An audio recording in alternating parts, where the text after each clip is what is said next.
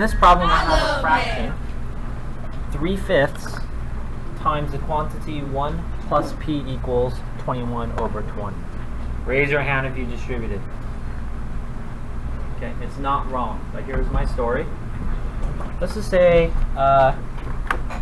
you get backstage passes to a nice restaurant, and you get to watch the cook. And you see the cook come out of the bathroom, but didn't wash his hands, or her hands. And then they prepare you the meal, and they bring it out to you. And this whole time you're thinking, what? That's gross, right? Look here. Your germs for the cook go from the bathroom to preparing the food to the plate. So in math, that's the 3/5. If you distribute, you're distributing your germs all into the parentheses. Now you're multiplying your fractions. You're getting more fractions. So if I were doing the problem, I notice that there's no plus or minus on this side, okay? I'm probably going to eliminate the fraction. Everyone say eliminate the fraction.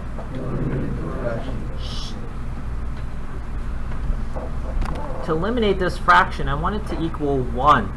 Partner A whisper to partner B, what number do you think we have to multiply to get 1 right here? On the count of 3, 1, 2, 3. 5/3. Raise your hand if you said 5/3. Everyone say the reciprocal. If I take these numbers and I flip them,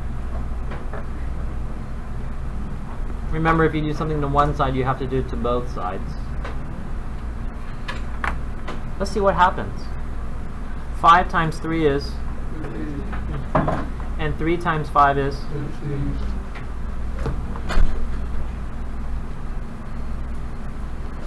On this side, pay attention, okay? You are trained. You're always thinking like, I just need to multiply them. In math, I want you to think. That's more important to me. 20 has the factors of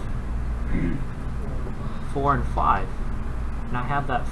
Actually, we can break down 21 to be the factors of what? 7 and 3. You see, you could multiply to get 105 over 60 and then try to reduce 105 over 60, or we could just break them down into factors and simplify right away. What can we cancel, class? The 3's and the 5's. What are we left with? 7 over. Now on this side, someone already said 15 divided by 15 is what? 1. Class, do I need the parentheses anymore? I have now 1 plus p. Another way of doing the problem is if you multiply by the lowest common denominator.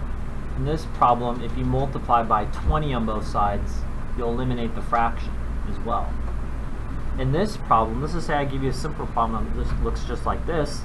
To eliminate the fraction, I just look at the fraction, look at the denominator. What number do we see, class? What number is it? 4. I'm going to multiply by both sides by 4.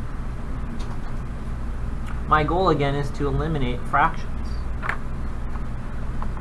On this side, what can we cancel? 4. Remember, that should make sense because it's 28 divided by 4, which is 7. Now over here I have to do what?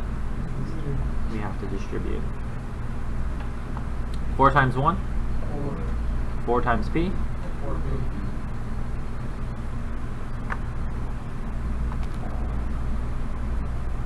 And to finish up the problem, should I divide by 4 or subtract 4? Subtract 4. What's left?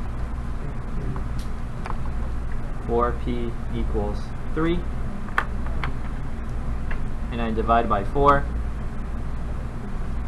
P equals 3/4.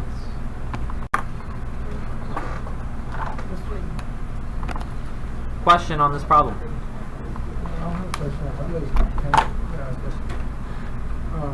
Can you put it into decimal? Like if you don't need fractions?